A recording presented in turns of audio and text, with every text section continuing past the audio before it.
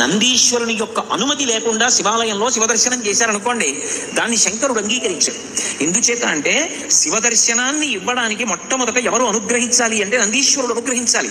ఎక్కడి నుంచి వచ్చింది నందికా శక్తి శివపరివారంలో అంటే, శిలాదుడు అని ఒక మహర్షి, ఆయన మహానుభావుడు.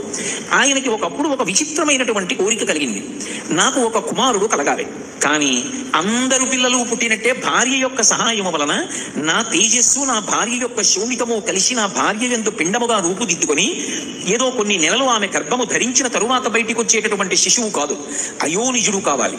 స్త్రీ గర్భము నుండి బయటికి రానివాడయ్యి ఉండాలి, అయోనిజుడు కావాలి. 2, ఆ పిల్లవాడికి మరణం ఉండకూడదు, ఇక ఆ పిల్లవాడు శరీరం అన్నది విడిచిపెట్టకూడదు. 3, వాడు పరమశివుడితో సమానమైనటువంటి స్థాయిని పొంది ఉండాలి అనుగ్రహంలో.